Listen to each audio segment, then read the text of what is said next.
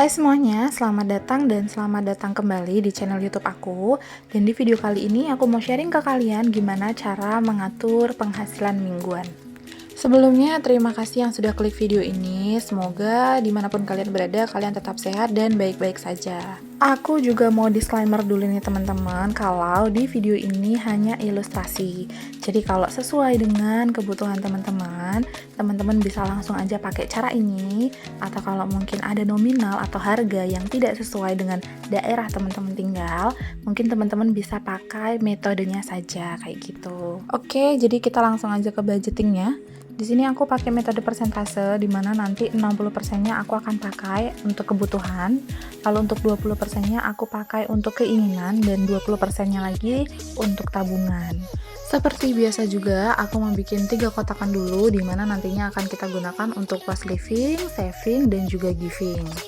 Ngomongin tentang metode budgeting, sebenarnya menurut aku pribadi, mau itu metode KK-Ibu atau metode persentase, itu hampir sama ya teman-teman. Cuma memang ada beberapa pendapat yang dia bilang kalau metode persentase ini lebih diminati kaum milenial. Dan menurut aku juga metode persentase ini lebih simpel sih teman-teman. Jadi kalau buat teman-teman yang masih belajar budgeting sama kayak aku, pelajar atau yang baru mulai kerja, aku saranin sih untuk pakai metode persentase dulu. Tapi balik lagi ya teman-teman, aku pun menggunakan metode KK-Ibu dan metode persentase. Kenapa? Karena aku nyaman di dua-duanya. Oke, lanjut aja.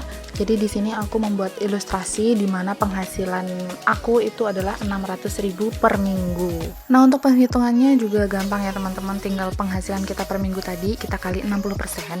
Jadi 600.000 kita kali 60%, 600.000 kita kali 20%, 600.000 kita kali 20%. Lanjut, di situ aku isi post saving dulu. Jadi untuk tabungan di situ aku bagi lagi jadi 2, dana darurat sebesar 70.000 dan investasi ke 50.000. Nah, di situ optional ya teman-teman, mau dibikin dana darurat sama sinking fund bisa, investasi sama sinking fund, atau tiga-tiganya bisa, itu optional, bebas kalian masukin berapa. Lanjut untuk giving, di situ aku alokasikan untuk orang tua dan sedekah. Dan yang terakhir adalah living. Jadi di situ aku alokasikan untuk belanja mingguannya 140.000, nanti 20.000 per hari ya teman-teman ya. Lanjut ke grocery, di situ 50.000. Tolong beli yang benar-benar urgent, yang sudah mau habis atau malah yang sudah habis. Jadi utamakan dulu yang benar-benar utama. Lanjut untuk bensin, di situ alokasinya 30.000, listrik 50.000, internet 25.000. Lanjut untuk self love ya teman-teman, buat seneng-seneng itu 50.000, dan sinking fund-nya kita 15.000. Nah, jadi itu tadi rincian dari alokasi dana mingguan sebesar 600.000. Kalau menurut aku pribadi ya teman-teman, sebenarnya kalau misalnya penghasilan kita seminggunya 600.000, berarti kan satu bulan itu 2.400.000 ya. Menurut aku itu sudah cukup besar kalau di daerah aku tinggal. Lalu gimana untuk teman-teman yang penghasilannya tidak tentu per minggunya, misal di bawah 600.000 per minggu atau mungkin di atas 600.000 per minggu? Berdasarkan pengalaman pribadi aku, caranya cuma ada 2. Yang pertama, naikin pendapatan, dan yang kedua adalah berhemat. Nah, untuk naikin penghasilan, teman-teman bisa cari penghasilan tambahan, mungkin dengan cara jualan online, atau sekarang ada Shopee affiliate juga, atau affiliate yang lain juga ada. Nah, untuk gimana caranya, itu teman-teman bisa banget cek aja di YouTube. Jadi di situ kan banyak banget tuh cara join ini, cara join itu. Aku dulu pun juga belajar dari situ.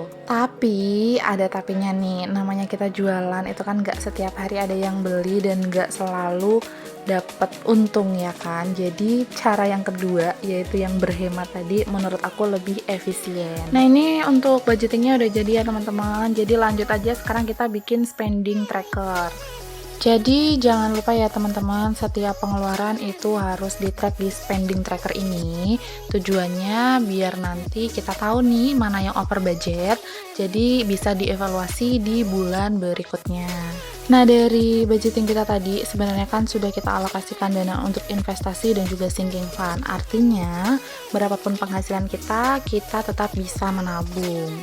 Dan ya, videonya sudah hampir selesai. Terima kasih yang sudah menonton sampai detik ini. Note dari aku, jangan lupa dahulukan kebutuhan daripada keinginan. Berpikirlah 2 kali sebelum menggunakan uang, dan tentunya biasakanlah diri untuk hidup hemat. Sampai di sini dulu video dari aku. Semoga video ini bermanfaat dan menginspirasi teman-teman buat budgeting dan menabung. Dan sampai jumpa di video-video yang lain. Dadah!